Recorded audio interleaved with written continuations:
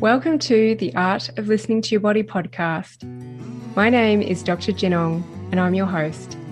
I'm a cathartic release therapist, professionally trained as an osteopath, psychosomatic therapist, Western acupuncturist, and herbalist.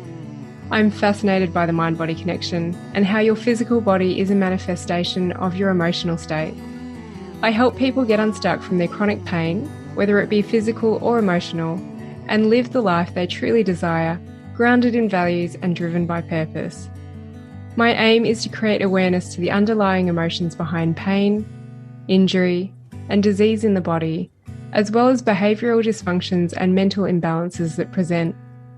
I do this using a unique blend of Eastern and Western philosophies and a good dose of intuition. Join me to learn more about the story of your body, what different issues may indicate, how to release emotions so that you can prevent problems, as well as inspiring pain story interviews.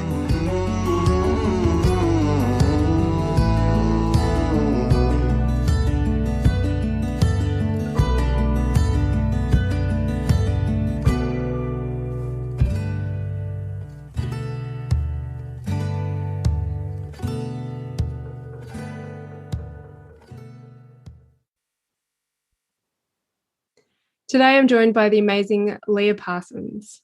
There are two stories shared on this episode, although I feel that everybody should listen to this, including your teenagers if you have them. Please use your discretion as sexual violence and suicide is discussed. Leah Parsons is the mother of three amazing girls. Her firstborn, Rehtaeh Parsons, died by suicide when she was just 17 years old. Rehtaeh was a bright straight-A student entering high school at 15 years old when she was raped and a photo was taken of her assault. The photo was distributed throughout her school and community for 17 months as Rehtaeh struggled to navigate her trauma and the systems that failed to support her struggle. The impact of her death was felt around the world. Shock and sadness set in as the details leading up to her death unfolded in the media. Rehtaeh desperately tried to heal and move forward with her life. Every step along that journey was blocked with barriers, and she was unable to find enough resources to allow her healing to begin. Some of the resources that weren't helpful included the very systems put in place to support victims of violence, such as the police, the school, and mental health agencies. For Leah, the emotional crumbling of an already stressed life occurred the day that Rehtaeh told her about the assaults and the photo. She watched her vibrant, ambitious girl fade away day after day. The unimaginable happened when Rehtaeh died by suicide in April 2013. And what was left of Leah was broken wide open. Suddenly, she found herself at the forefront of the media talking about the worst pain imaginable. However, she knew one truth at the time. She didn't want her voice or Rehtaeh's voice silenced. Rehtaeh's experience started to spark conversations on news outlets such as CNN, People magazine, The Dr. Phil Show, CBC, and countless media outlets. There are several documentaries that continue to be made, including Unslut, a documentary film, No Place to Hide, the Rehtaeh Parsons story, and Web of Lies, the girl in the photo. University textbooks have included Rehtaeh in their criminology programs. Laws have been changed and implemented. Reviews and changes to the justice system and mental health system have also been implemented. The ripples of loss and impact are many, but so are the societal shifts because Rehtaeh's story became more than a statistic.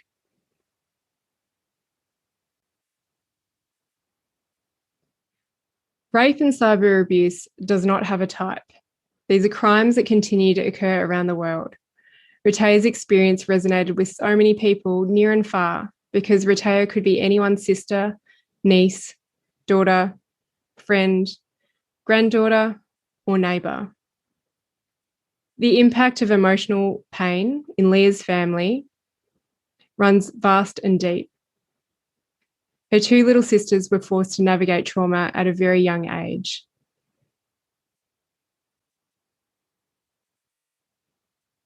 For Leah, the emotional path she walks is a continual struggle. However, speaking up and sharing with her voice and her message has been instrumental in her journey. Deciding to walk inward and face the darkness saved her life.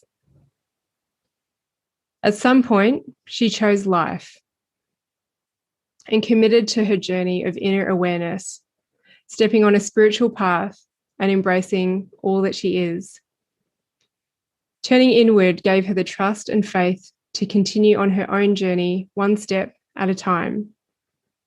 This doesn't mean that she doesn't feel tremendous pain emotionally and physically, but it means that self-care that led to deep self-love is her top priority. Leah knows that speaking her truth allows others to speak their truth. She believes that healing our communities one person at a time starts with us. And she shares a quote, Rehtaeh's favourite quote by Gandhi, "We must be the change we wish to see in the world." Welcome to the podcast, Leah. We've just had a brief chat before you have jumped on, and I always get really excited of other people who are working in a similar space to me and sharing pain stories and the insights that you've had on your journey. And we've got some pretty big things that you're going to be sharing with us today, your experiences with your family, your own pain story, and the work that you're passionate about doing. So can you start by introducing yourself to us? Yes, I'm Leah Parsons. I live in Nova Scotia, Canada. I'm the mom of 3 girls, and my oldest daughter died by suicide 8 years ago. And some of my pain story revolves around that whole experience. And where are you at now? What sort of life do you live now? Oh, I live a life full of gratitude. I live a life that every day that I wake up, I just am grateful to have another day, and I move through my day in, of course, pain comes for everybody, but I just embrace whatever comes. I don't push anything away. I don't resist it. So if I have a painful memory, if something's comes up, I'm okay to embrace it. I'm okay to move through it now. But I just know it doesn't have to take me down places that I have to be in these dark, horrible places for months at a time any longer. Like, I'm not afraid of any emotions. So shall we start with the story of your daughter that you're very open about sharing? Yeah, sure. Yeah, so I had Rehtaeh when I was 29. Before that, I had my own I've had some traumas in my life. I had was sexually molested as a child. I was raped at the age of 14. I spent probably a good 10 years like drinking alcohol, numbing out. I worked in bars and had quite the fast-paced life for a long time. And I was actually coming out of that and into a good place of finding my way again when I became pregnant with Rehtaeh. And she really cemented kind of that journey for me at that time and put me in a place where I wanted to do better, and I wanted to go and get an education because I was a high school dropout before that, years before that. And so she was my motivation. She was the reason that I decided to write my high school equivalency exam. I went to university. I earned an undergrad degree in psychology and a master's degree in counseling. And it was just me and her for those 7 years. And she was my driving force. She was my reason for being able to do all of those things.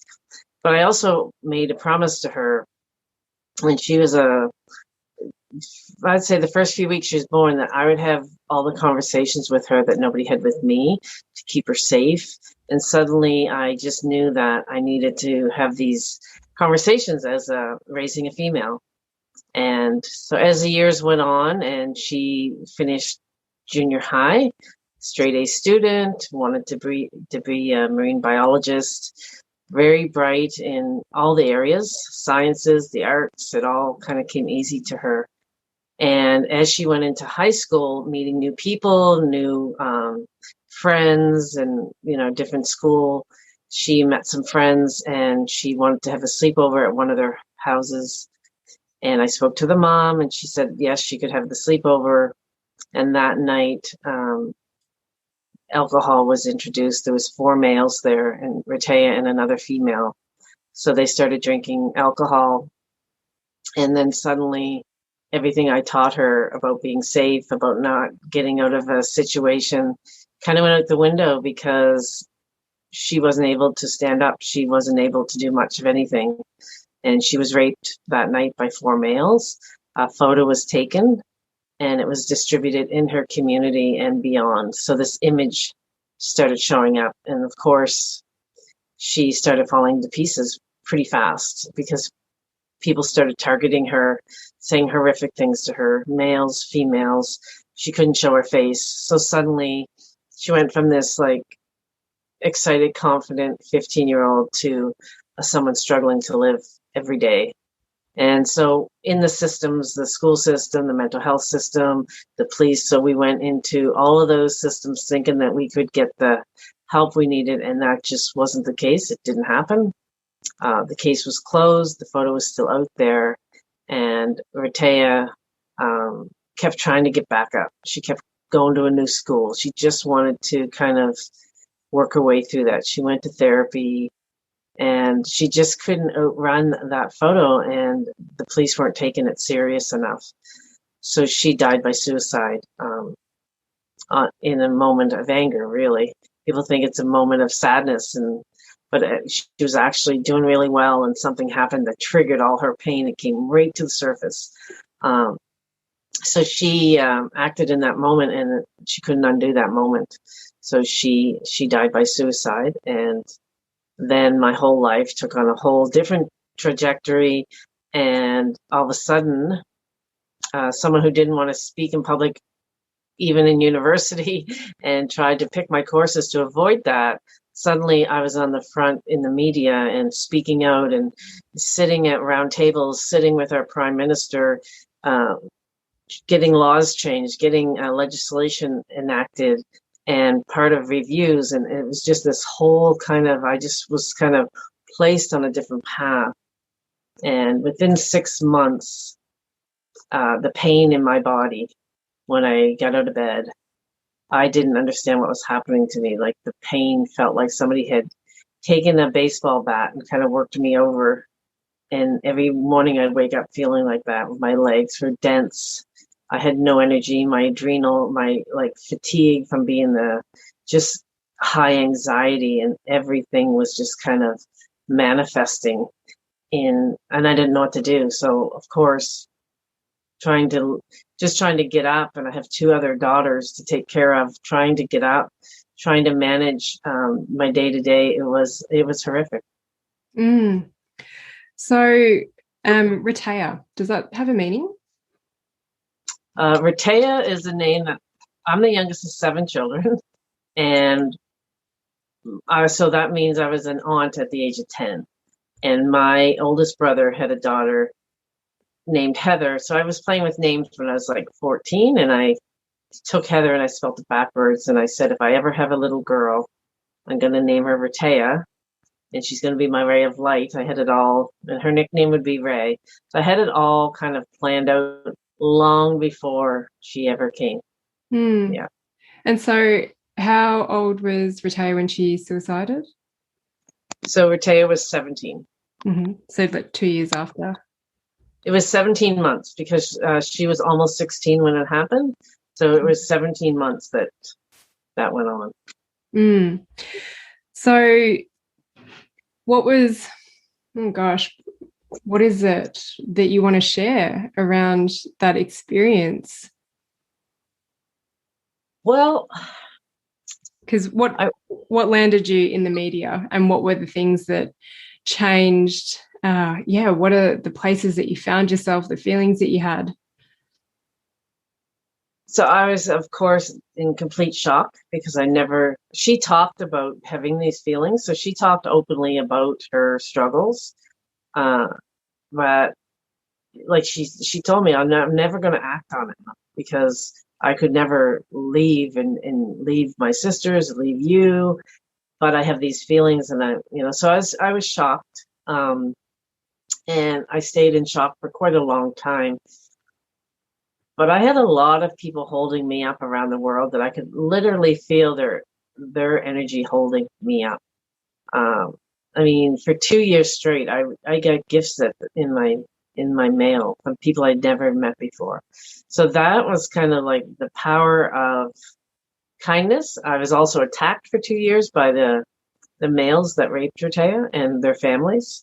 So they came at me and her father pretty hard. Anytime we're in the media, put posters on our street and support the boys. And then there was a court case. So it was just like, I just felt like I was just being placed here and there, like I was living somebody else's life.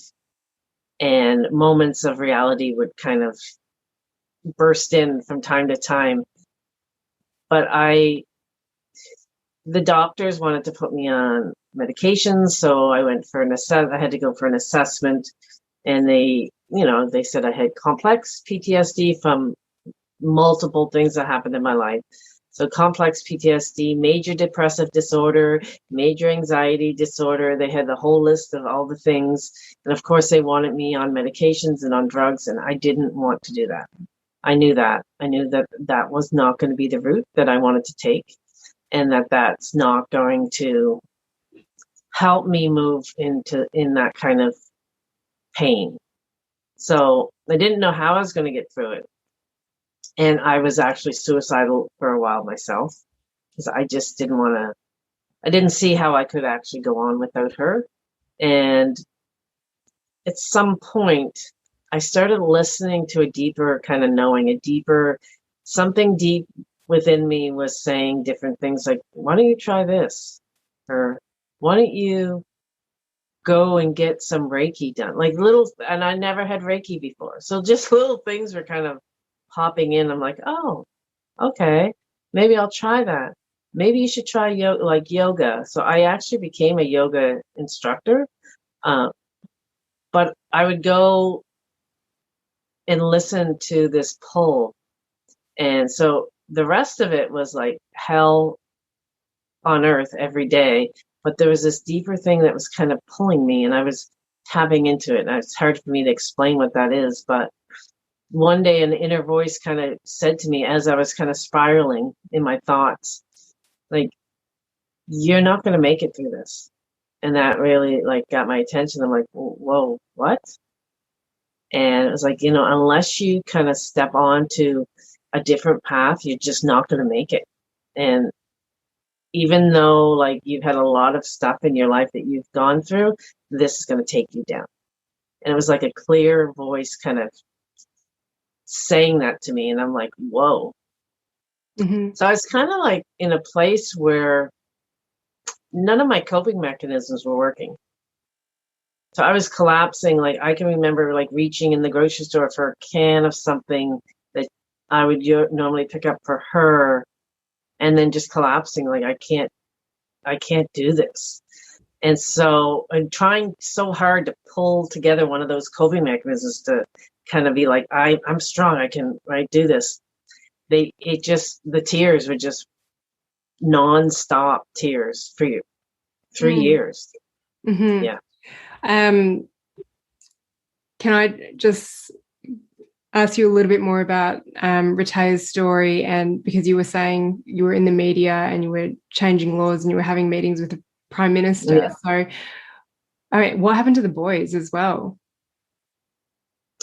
So eventually they were charged because after Rehtaeh died, I got a message from one of them saying, like, I didn't rape her. I don't know what the other boys did, but I didn't do it. This is what happened that night. And he kind of filled in all the blanks that she couldn't remember. She could remember bits and pieces. So what he sent to me, you could actually see how that would lay right over what she had told me and the statement she gave the police. So I took that Facebook message to the police, and they were able to reopen the case, even though Rehtaeh wasn't here any longer, reopen the case and charge two of the males. So what they did is they charged the person in the photo, because there's a photo of one of the males raping her, and the person taking the photo. So I did have to go to court.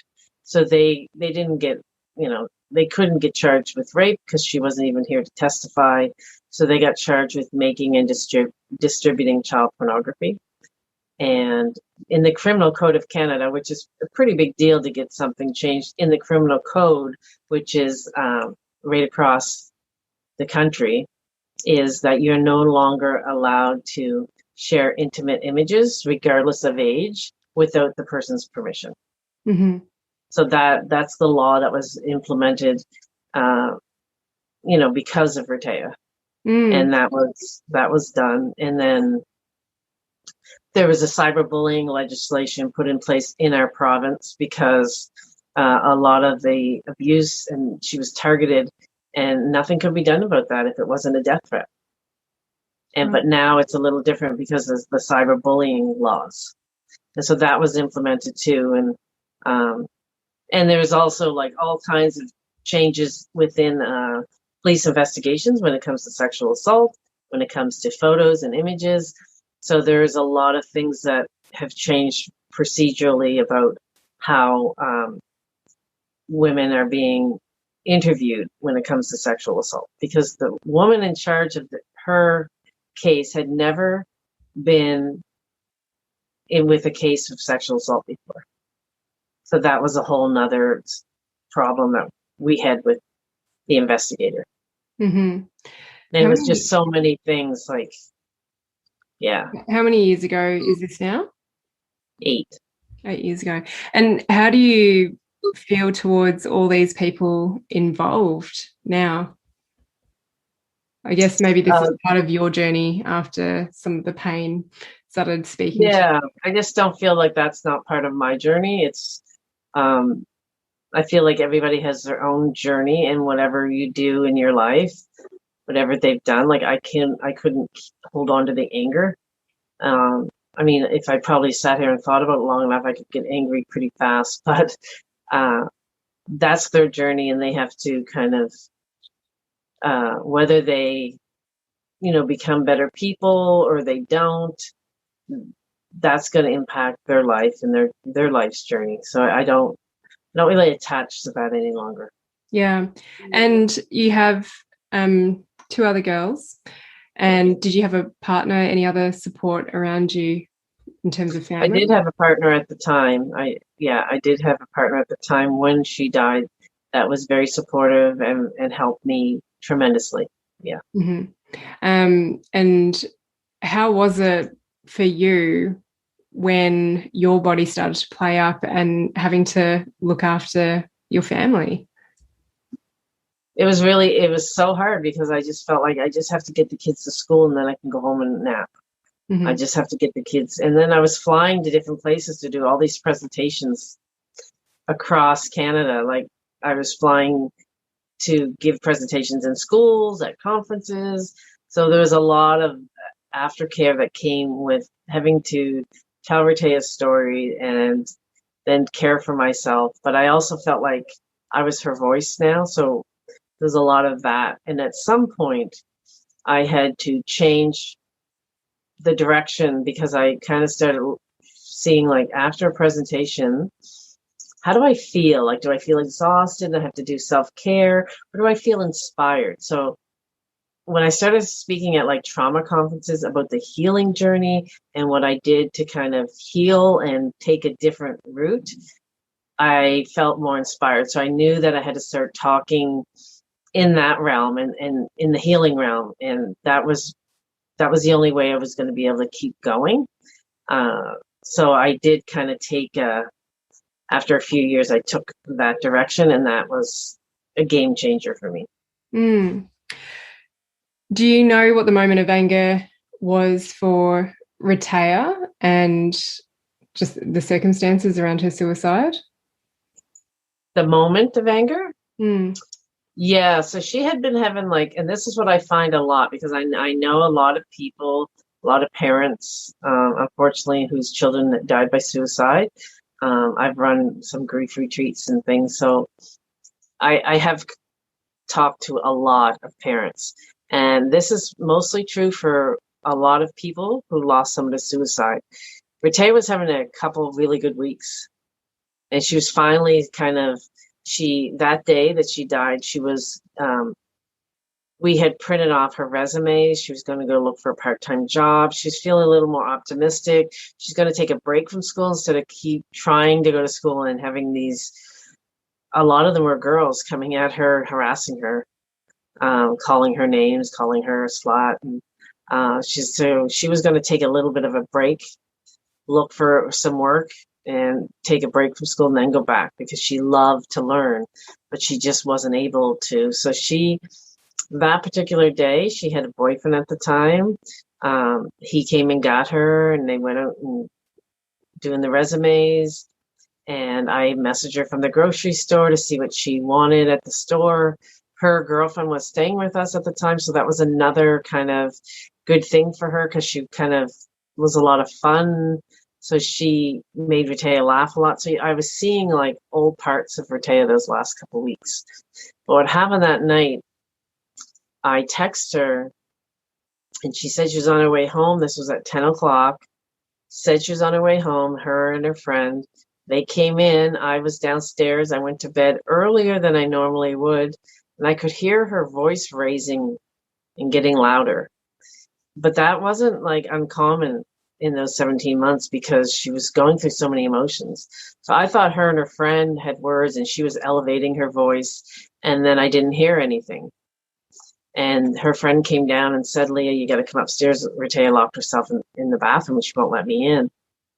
But what happened is when they were out with a bunch of friends, Rehtaeh's boyfriend and her and a couple other guys and her friend, somebody said something really rude to Rehtaeh, and it was her boyfriend's friend. I don't know what the context was. I don't think it was around the image or anything from what her friend had told me. She said, but it was just something really hurtful. And her boyfriend did not stand up for her, did not like come forward. So that kind of was like that feeling of being negated. It kind of just kind of revved up all of this. So I guess who she was yelling at was she was yelling at her boyfriend on the phone as she walked in the house. And she was really angry. And that was the last person she spoke to through the phone. So it wasn't about the argument. It wasn't about her boyfriend.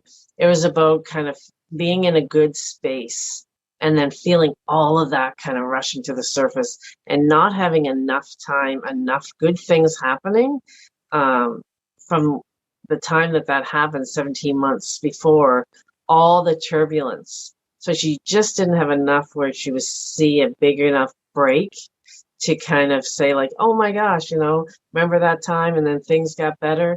So I feel like at that time, like it just all came rushing through and she got so angry and she just like, screw it. Mm-hmm.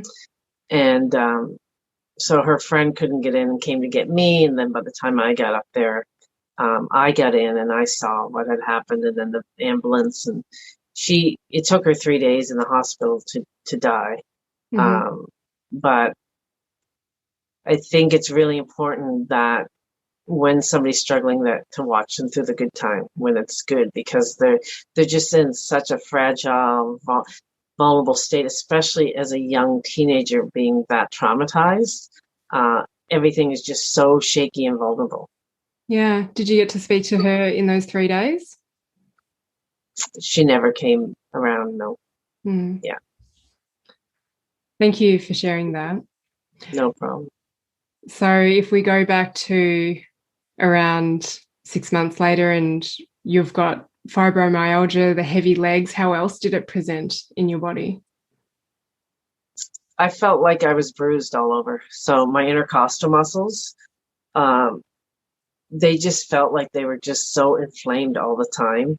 My joints, like on either side of my elbows, the back of my shoulders, my neck, my legs. I couldn't get my legs to move, to get up off the floor. Walking was a problem. Like I'd try to get my dogs out for a walk. It'd be 10 minutes and I'd just be shooting pains down my legs. And I just thought, great, now my body's turning against me too. And I was so angry. I was so angry at my body for like, how dare you do this right now? And I laugh now because it's actually the opposite of that. But at the time, I just was like, how dare you do this? Like, exhaustion and yeah. Because you talked about being in the victim mode. So take us there. What was going through your mind? Like, how dare you, body, like, do this to me? What else was happening? How dare you do this to me? Like, how could this happen to me? Like, what kind? Like, I deserve better than this, and like, I'm a good person. Why would this happen to me? Why me? Why my child? So why me? Why my child? I can't live. I can't go on. I can't function. And then it's like I can't even be around people. They don't get me. They don't get this kind of pain. Nobody's going to understand this kind of pain. I just feel like so isolated and separate from everybody. Like I got this big stamp. Like people would come up to me because I was in the media. I could see my pain on everybody's face. And even though I of course, feeling sorry for myself, I didn't want other people feeling sorry for me. Like I could see it on their face too. And I was like, oh, I don't want their pity. Like I'm every parent's worst nightmare. And I can see it. Like people would see me and they just start crying. Like, like, oh, she's the bereaved mom. She's the one that lost her child by suicide. Her daughter was raped. Like all of these, like nobody wants to think about those things because nobody wants to even go there with like that happens to other people's children. Right. So I was suddenly that face. And I didn't want, and I had to wear sunglasses because the tears I couldn't stop my tears. There was just no off switch. It was just constant. And they just kept running and running and running. I'd wake up in the middle of the night and I'm crying. And I just couldn't stop it. And I was like, wow, like this is the worst it can get. It can't get worse than this. But you just made a good point about how you could see the pain in everybody else's eyes and people often don't know what to say. So what would your suggestion be to someone who knows of someone in their community or their friend or even family where they feel this awkwardness? What would you suggest for them to do? I would say like people actually came up and told me their stories of being raped and how they're going to get help they need because of Rehtaeh's story, because I spoke out. Like it was just, it still happens. That still happens to this day. What would I say? I would say I'm just trying to think of all the different things that were said and done and what was actually helpful back then. And did you like people? Did that make you feel good in what you were doing? When people said, hey, I've got this story and I'm going to go get help? It did. And a lot of people told me that online and in person, that I'm going to go get help because you came out and shared Rehtaeh's story. So I felt like, yeah, her life was giving other people's life meaning. So that did give meaning. And even back then, I felt really grateful that her story was shared so wildly, because I know there's a lot of tragedy in the world that people don't hear about, that doesn't get the acknowledgement and attention that Rehtaeh's did. So I knew that right from the beginning. But there was one time, I'd say a few months in, I went to a store and the owner of the store said, I know who you are. Do you mind if I give you a hug? That was perfect. Didn't say anything else. He didn't for me, I know everybody's different, but for me, I just felt very validated without having to say anything. Because people are uncomfortable with your pain and they want you to make them feel better. Yeah. I've heard this a few times. Yeah. So do you think want you to break and you don't really have to say, and it's better to say not much, because good intentioned people say the wrong things all the time. Like, they tell you what you should do. You know what? You should go back to doing this. And you know what? This is going to give your life meaning. Or, just think of your other children. That's going to do it. Like, don't know. Like, that was one of the worst things somebody could say to me. Mm-hmm. Like, that just made me feel like you don't get it. So I felt like that was helpful. Sometimes people just left a note on my door or a card. I'm thinking of you, or they would honor Rehtaeh somehow, make a donation to the local SPCA because she was a big animal advocate and a volunteer. So things like that were helpful, but for people giving you advice on what you should and shouldn't do, that's not good. Yeah. Yeah. Do you also think the shop owner who asked you, can I give you a hug? It's the asking for permission piece? Yes. Yeah. Because even in the wake, like on the visitation, the people come, like hundreds of people coming up crying and hugging you and crying and hugging you. That's so tiring. Like, you're holding everybody's, like, all these emotions coming at you, and you're hugging, and that's energy, and it was just really hard. But yeah, some people coming up and hugging you and then sobbing on you and like uncontrollable, like that is really hard to hold. Yeah. And so straight after all of this happened, did you have your emotional release in the tears, or did that take a while to come? The tears started that night, and they didn't stop for 3 years. Mm-hmm.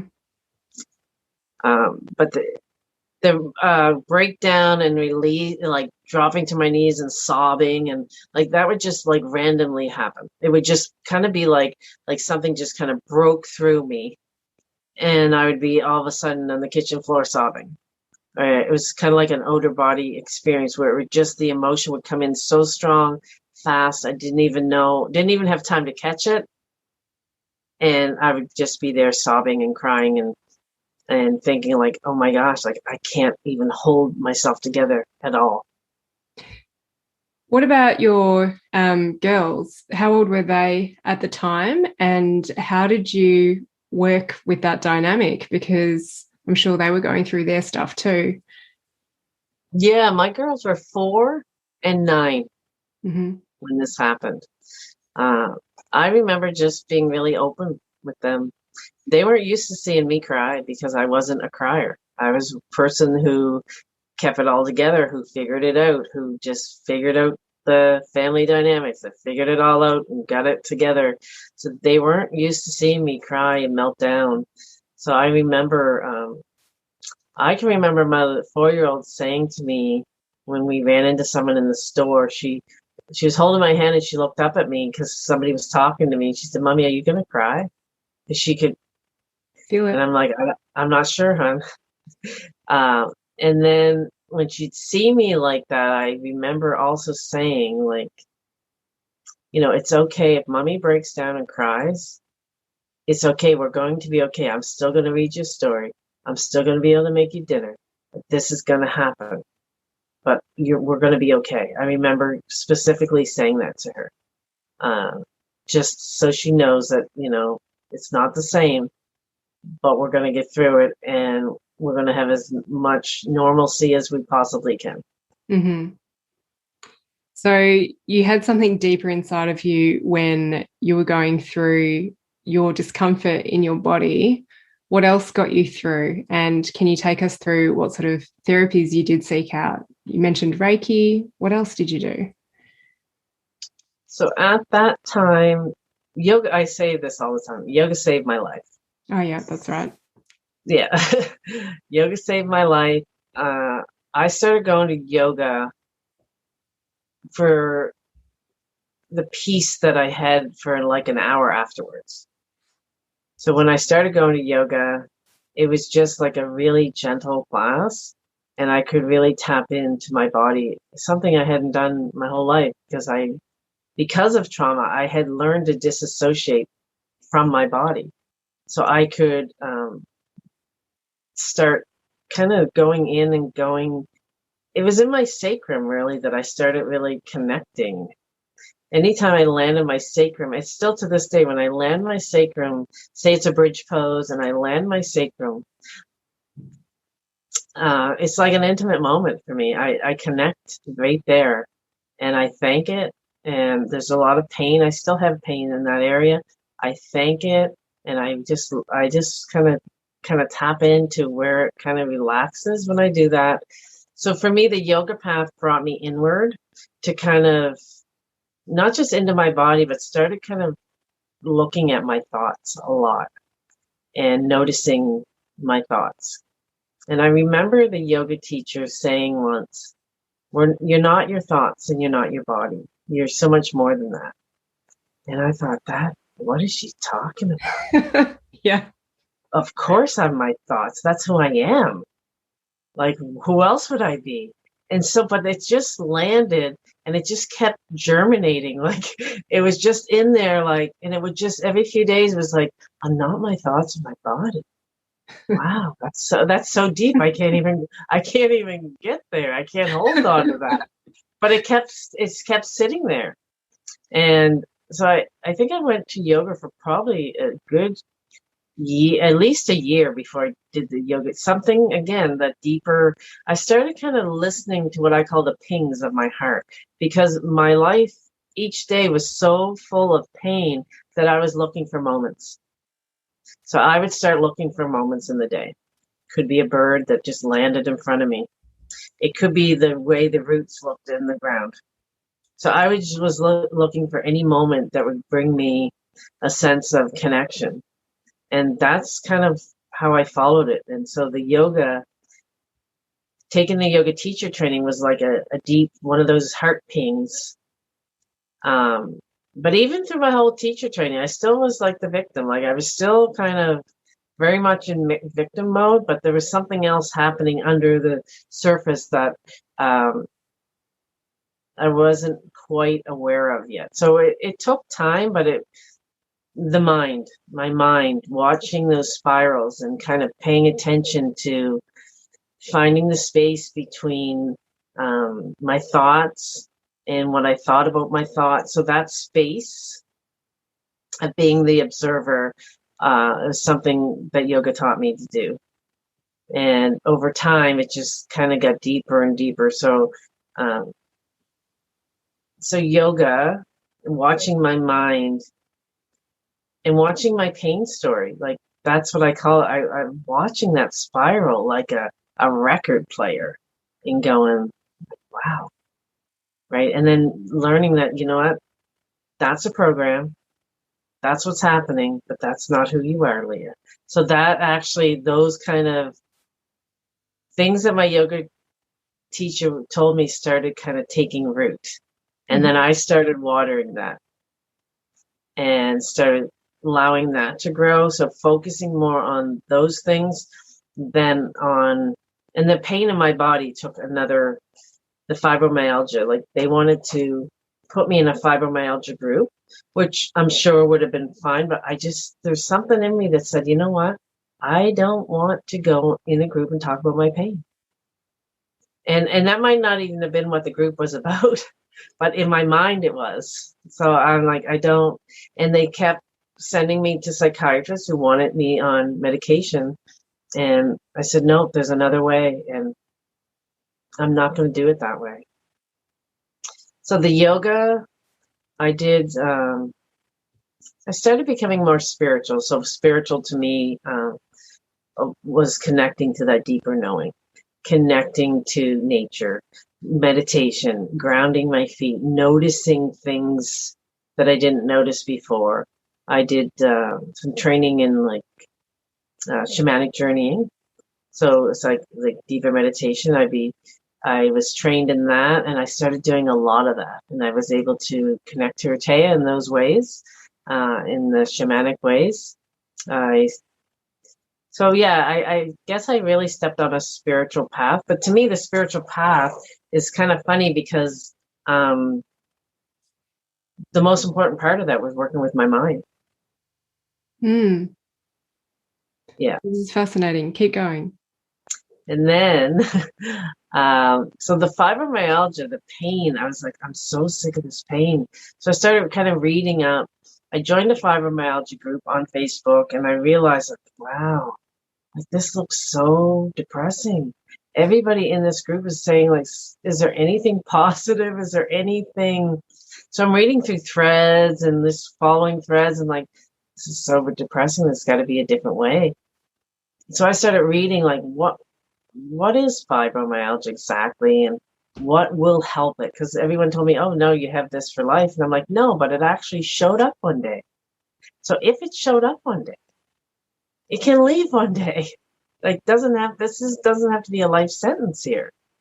And so I started looking at the types of foods that caused inflammation. And I'm like, oh, I love sugar. I'm like a sugar addict, and especially in grief, like sugar, and oh, I need the stories around, like, I'm grieving. So this is comforting. This ice cream is comforting. This is comforting. I just want to curl up and do nothing, and eat my comfort food. So noticing when I started seeing, like, sugar, like, okay, Leah, if you're gonna live and you're gonna reclaim your life again, you have to do it in all the ways. Like, and you gotta do it for yourself, because you're worth it. So that started kind of saying, you know what? You are worth healing. You are worth living a life that you appreciate and love. So this is the next kind of step in this. So sugar, and when I say to people, oh, I had to give up refined sugar, oh, I could never do that because I love sugar. I'm like, I was the biggest sugar addict out there. So when I finished my 10-year like drinking binge, there's so much sugar and alcohol. I went from that to actual sweets because my body was craving the sugar. And so I did it gradually and slowly. So I replaced my refined sugar a little bit at a time with, like, dates, and I'd make some things with dates. And so I was still getting the sugar, but then I started putting protein with every meal to take away the sugar cravings. So I got rid of refined flours. I get rid of my pastas, the carbs, the white breads, I got rid of all of those things. And that's been 4 years of that. I don't get big pain in my body anymore. Like, I still have pain, but nothing like that. You notice a big shift with changing your diet? Oh my gosh. It was huge. My energy levels all of a sudden became stabilized. I drank more water, and then my yoga practice, I started going to more invigorating yoga. I started I can walk now for an hour a day, no problem. And just little by little, I'm like, wow, the difference in my body is just amazing. And I know if I ate something, like, I'll get it right in my intercostal muscles. It'll flare. The pain will be very tender. So I know when it's food related. So, and then all of a sudden, like, my sleep, I need to have 8 hours sleep. And for years I did not get that. I didn't get the 8 hours sleep. So there's so many things so now to me, it's the mind, the body, the spirit. It all has to. And when I explain this to people, I say, like, I didn't do all those things at once. It was one piece, and then life showed me where I needed to go next. Like, I didn't have to figure it all out. The next piece of the puzzle would come in. As long as I was doing the self-care became my number one priority. Self-care, and not like the bubble baths and the pedicures, which are beautiful and nice, but the deeper work of loving myself through all those layers. And because of that, I let go of all kinds of pain. Things that happened to me in my childhood, like, that energy is just not there. I'm not bringing old energy into my present moment. I still get triggered, or I still get, like, hurt about something. So I might still get triggered, but the actual energy of the experience isn't there. And if I do get triggered, which of course I do, I will say, oh, I'm getting Oh, my body's feeling tight in this area. Oh, there's something happening inside of me. What's going on, Leah? I just have the dialogue right with me, like, what's happening? Oh, you're scared. What are you scared? Why are you afraid? Oh, this feels like that, but that's actually not happening right now. You're having a memory. Your body's having a memory. You're having a memory. Let's breathe. So I will talk to my way right through something, like, and I speak it right out loud a lot of times. I've pulled over the side of the highway, there's sirens coming, and I see images of Rehtaeh and this and that. And before, I wouldn't be able to catch it in time, and I'd be like, shaking and afraid, and oh my gosh, like I'm in danger, and this horrible thing. But now I'm able to go, okay, there's a siren, and it's triggering a feeling, and there's an image that's going to come through. There's the image. So getting a hold of my nervous system ahead of time is something that is really important to me. So I will, instead of, all of a sudden we're edgy and we don't know why, and then we're kind of snippy with our kids or our coworkers or our spouse, and it's already, because we didn't catch it in time, it's kind of just building up, and then it's like, and you just kind of spill out. Yeah. But if you can go, ooh, oh, wow, like I'm really getting fired up in there. Like, whoa, I think I need to step back. And that takes time, doesn't it? And that's it's the observation piece that you talk about, is that it's so nice when you can just look at it with curiosity rather than resistance, frustration, or hate, and then just go, what is it here to tell me? And it is just catching it earlier and earlier. I love it. Yeah. And exactly what you just said too. Instead of saying, like, why did this happen to me? Why me? And this isn't fair, that's all true. It's all true that none of this is fair and it's not right. And of course my daughter should be here living her life. I did have to start saying, what is this here to teach me? What am I supposed to learn from this? Where do I go from here? Instead of, this shouldn't happen to me, and resist. It's like, okay, but it did. This is where I sit. This is where I am. What can I do from the place where I sit? What can I do from here? And then go, okay, right? Because the other thing is you're just spiraling in that negative, sad energy. And it's okay to be sad now and then. Like, I still get sad. I still have days where it comes up, but I don't go down the rabbit hole with it. I don't stay there. I can allow it to come and be like, of course you're sad. Yeah. I talk to myself, of course you're sad. Why wouldn't you be sad? Yeah. It's okay to be sad. We're just not going to, this is where we are. And this is the life I'm choosing now.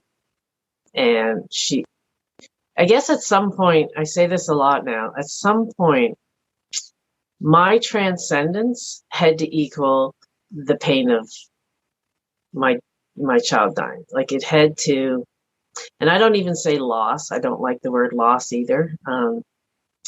It's an experience I had, but I don't feel like I don't see it as a loss. I see it as an experience. Yeah. And at some point I realized, I guess, as I was kind of going along and shocking and surprising myself of how, because none of that was my goal, like to bring all these pieces and kind of keep going. But at some point I was like, you know what? Yeah, I am going to transcend so much that it's going to equal the pain of not having her. Like, it has to. So I decided, like, at some point it actually has to, for it to have the meaning behind it. Yeah. I like how you said that you did speak out loud. That's a big piece of what I do with people. It's like, just not necessarily think about it in your head or journal it. When you speak it out loud, it just sounds so different. And this is where you can take responsibility for how you're feeling, acknowledge how you're feeling, and just hear it, like to hear yourself. Yes. And I think there's this point of like, when is this going to be over? Do I keep going? And then all of a sudden it just switches and you look back on it and go, how did I do that? How did I just switch over? It's like, I often think when did that even, when did that, it's kind of like in a yoga pose, like, geez, when did my foot go from like down there in the tree pose up to my inner thigh? Like, when did that even happen? I don't even know. I just saw it in a picture one day. It's like, oh, look, my leg's up. Yes. I always remember being a kid going, oh, I can't wait until I'm older and I get to do this. And then all of a sudden you get to do it. And sometimes catching yourself when you get to do the thing and then you desire something else. But it's like, when does that turning point happen? When do you stop getting excited about birthdays? Yeah, exactly. want to stop getting older, or that switch point. I don't know what it's called. But yeah, meeting the pain of your experience to be able to transcend. That's a really great way of saying that. Yeah. Was it just all learning through your yoga, or did you receive guidance by other people? Because the way you speak about it sounds like you just really listen to your inner voice. Yeah, I call it kind of soul excavation. I got real curious about what was going on. I got so curious about myself and my inner world. And that self-care became such a huge kind of part of it that I just knew, like, I was unlayering. And that, there was kind of, I'm trying to think if I did other things. So I did my soul retrieval work, my soul journeying. I did work with an osteopath too. I remember her speaking directly to my heart, saying, why won't you move? You're just a muscle. Come on, give me some movement. Like, she was trying to get it to move. It was so tight. And I could feel it. It was so tight. Like, this felt like, so crunched in. And my diaphragm, she had to work on my diet because I couldn't breathe. I didn't know I wasn't breathing properly. But I remember her speaking to my heart. And at that time, I wasn't speaking to my body that way. So I was like, wow, it's like she's actually speaking to my heart.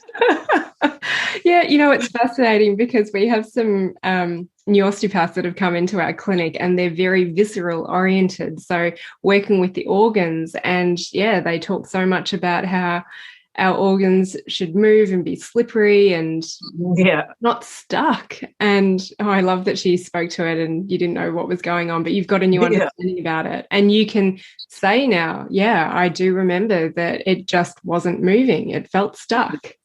Yeah, it felt stuck. I felt like there was something solid in the way, that it was just like something solid right there. So when she was talking to her, I'm like, oh, I do feel something solid there, but she's actually speaking right to my heart.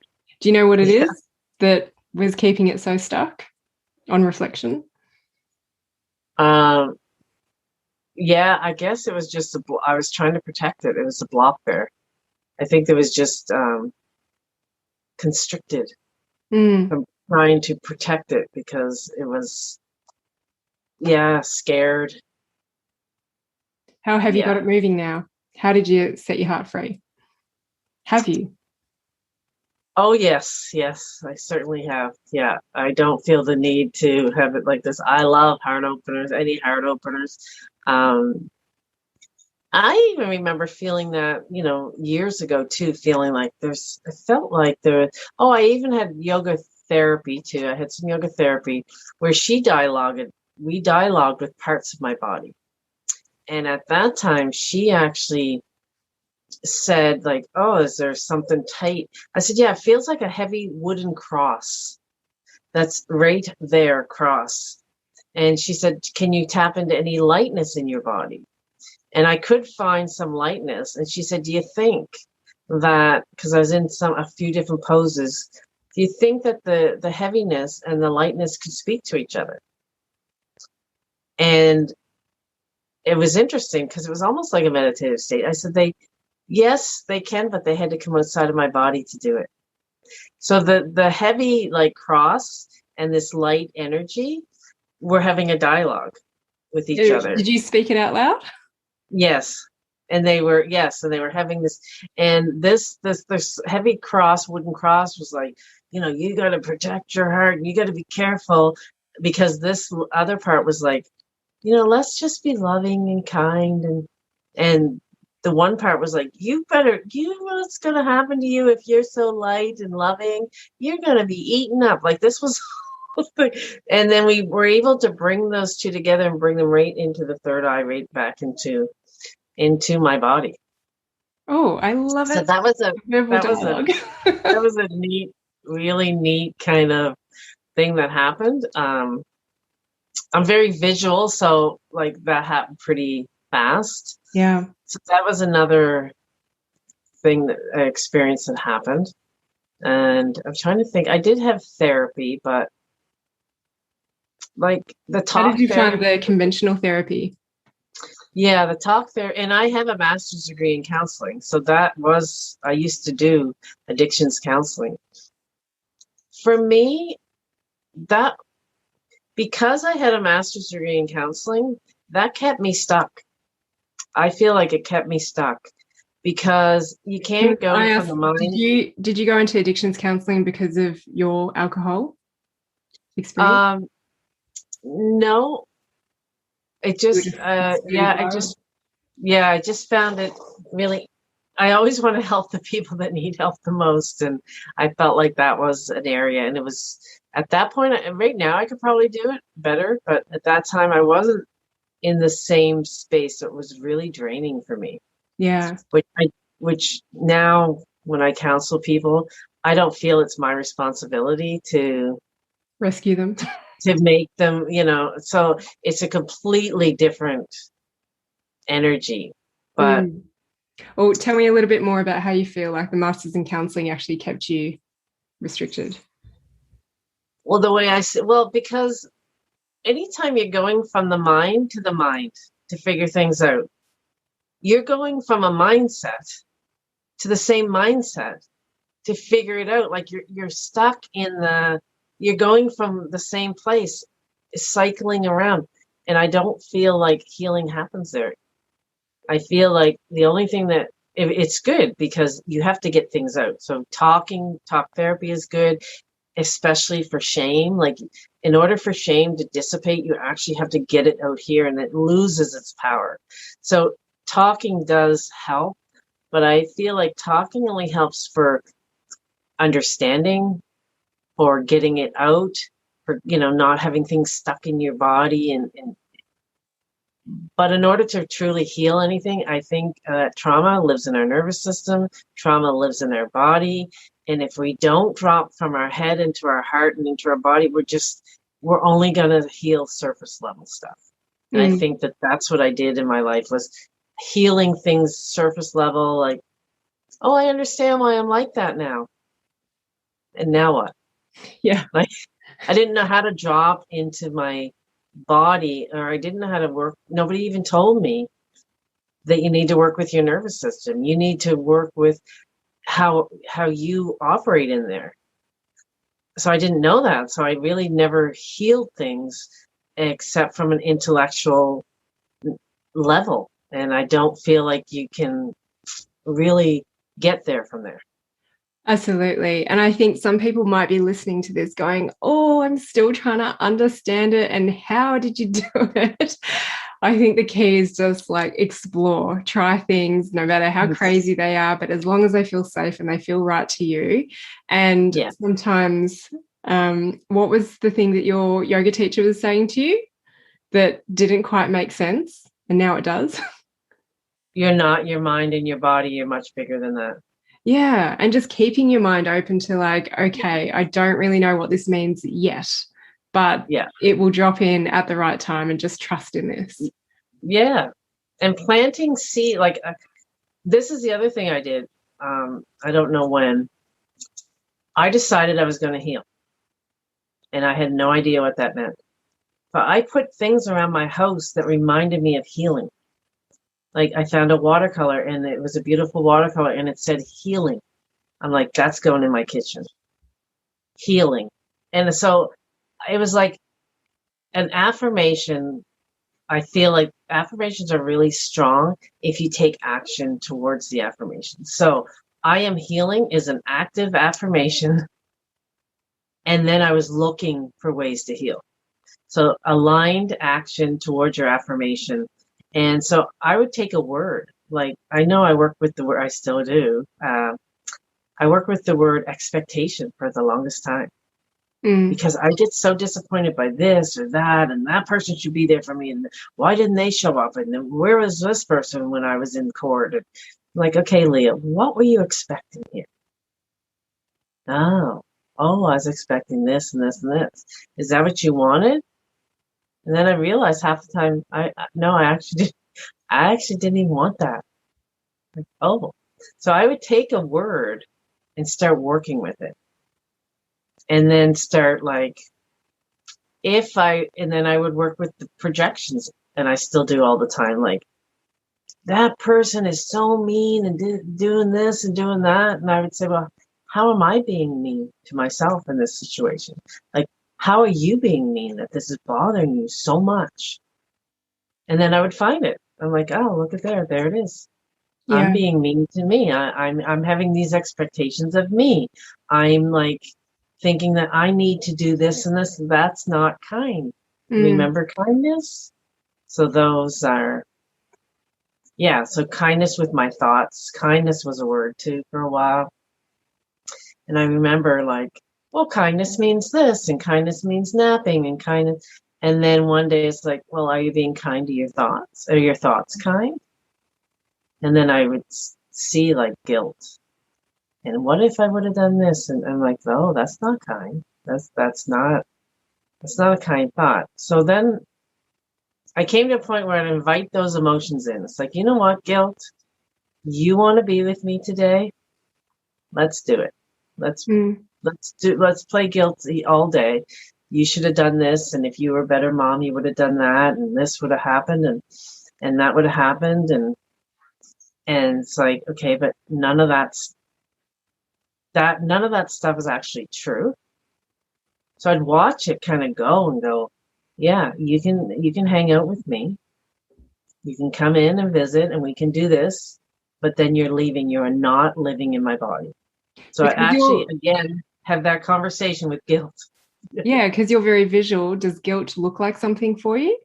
Does it take on? Yeah, guilt was really, kind of like a really ugly, kind of mean, like the meanest voice, the meanest part of me that would kind of be like, that stern, like teacher, like how did you should do this and you should have done that. That kind of mean. Did it take on a form like that you could visually look at? No, not really a form, but just more of that voice, that kind of what I call trash talking me. Yeah, like the cross and the light. I like how your voice changed when you were having those conversations. Yeah. It's like, okay, you can come in, we can do this, but you're not staying here. You're a visitor. You can come, and then you're not staying. Have so you I noticed, did do that with emotion. Have you noticed over time that feelings of guilt and sadness, they still happen, but not so frequently? Oh, not even close. Yeah. There's just little snippets here and there, but not. Sadness still comes. But again, I greet my sadness like I'm so kind to the sadness. Like I'm like this loving mother to my sadness.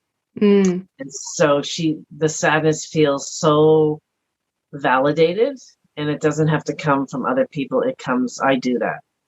What sort of voice does your sadness take on? I'd say the sadness it's really heavy. It's really like, I just miss my child. Because I remember the doctor saying to me, like a couple of years in, like, what are you struggling with?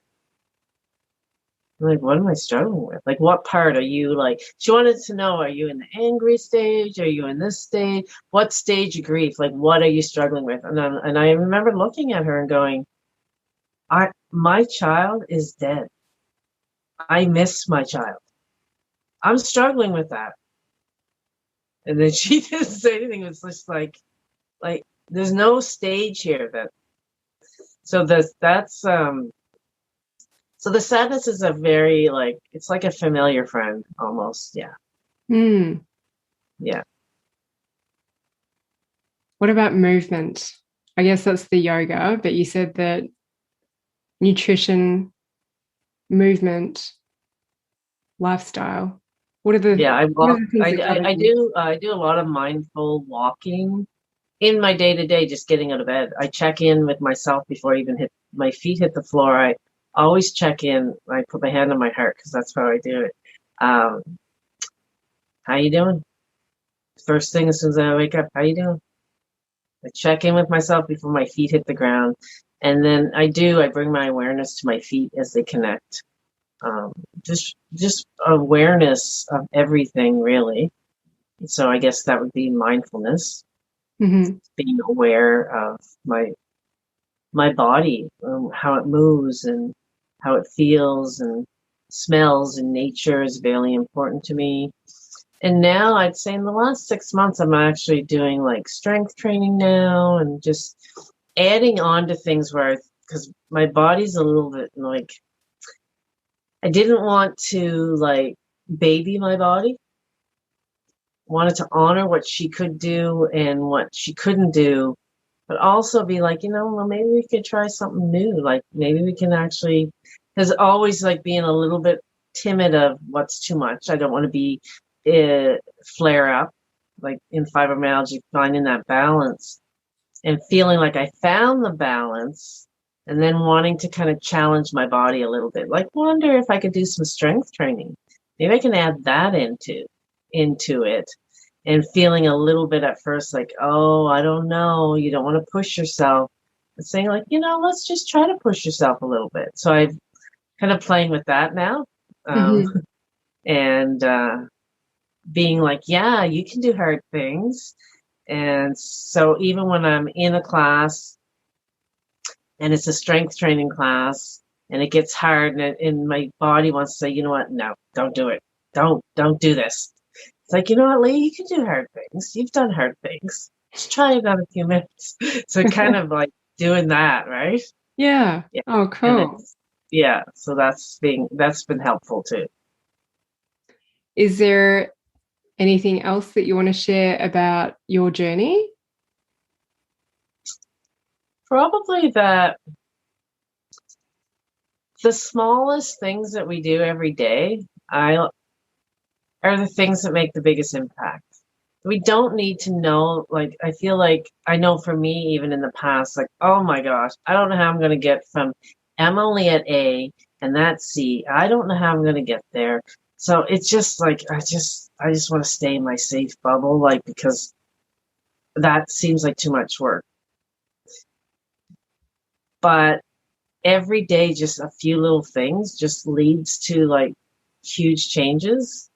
So I just want to emphasize that it's the little things that we do every day in the moments, in that decision, that makes the greatest impact. Like before I gave up sugar, I just started drinking more water and see how that made me feel.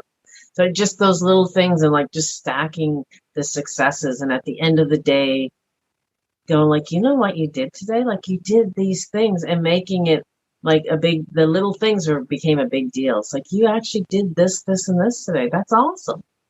Instead of where I used to like would have beat myself up about, yeah, but you know what? Your list was 20 things long and you only got 5 things done. Like, that's not really good. You're not very productive, right? Whatever Yeah. that is like. So learning not to beat myself up, learning to have a different dialogue, a different relationship, like those things just change your life. Mm. Now, although this would probably be a good place to end, I would love to know, how is it that you work now? What do you do professionally? And how have So you brought all of this into it? yeah, so that's really exciting because I teach an online program, Soul Speak, and in that program, I teach people all the things that I did to get me from where I was to where I am. So I do definitely walk my talk, and I have broken it down into modules of how do you do that, like piece by piece by piece. So I love teaching that. So I do that. Before COVID, I was a keynote speaker. I did a lot of speaking. So of course I'm not traveling and doing that now. So I do one-on-one sessions with people. I do spiritual sessions and do some counseling sessions. And I work a lot with pain stories. I want to know what somebody's pain story is. I want to know what's spiraling up there, and then being able to kind of shift that and drop into breath and movement and meditation. And so that's pretty much what I do now, is run online programs and do one-on-ones. And do you work with a particular type of person? Is it people who have gone Trauma. through a grief experience, any trauma? I attract people that have trauma, yeah. And I think that that's pretty common, that we attract what we've gone through. Not necessarily, like I've run grief retreats too for bereaved parents. I've done that, which is really rewarding too. But I just see if it's a good match. And usually people that come to me we've all had trauma. Everybody's had trauma. But people that come to me usually have had a significant amount of trauma and have been in counseling and have tried traditional ways. That seems to be like a common theme. Tried the things and got so far and would just need to get over that next kind of breakthrough. And I can relate to that because I've been there. And I know what that feels like, wanting to heal, trying all the things and just not being able to get past that last little hump that's going to break you. Like, oh wow, there's a whole nother realm on the other side of this. Yeah. So that's. Do you believe that this is where the spiritual aspect and the energetics comes into play? Yes. Yeah. That's exactly where it comes into play, is that whatever spirituality means to the person, like to know that there's something deeper that's kind of driving you, that we all have this kind of one life with purpose and passion. And of course, purpose changes all the time, not this one big purpose, but it's this energy that's always evolving and changing, to know that the essence of who we are is pure love and light, and there's a guidance system in there that can guide us to where we need to go. So I do feel like that's really important. Thank you so much for sharing your story with us today, Leah. It was really fascinating, as many of the pain stories that are on here. And I love that you were doing very similar work with people and using your experience and the shifts that you've had to help these people. Thank you. It's nice to connect with you. Anything shared on this episode is for information only. It does not replace professional advice from a healthcare practitioner. If you are experiencing pain, injury, or illness, seek advice that is catered to your individual needs.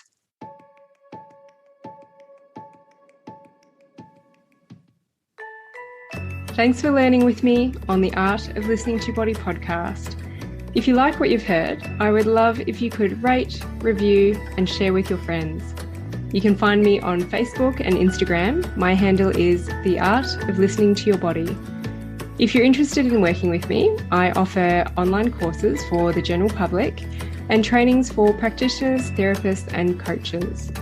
I also open limited one-to-one coaching spaces throughout the year. If you would like to find out more, head to my website, drjinong.com.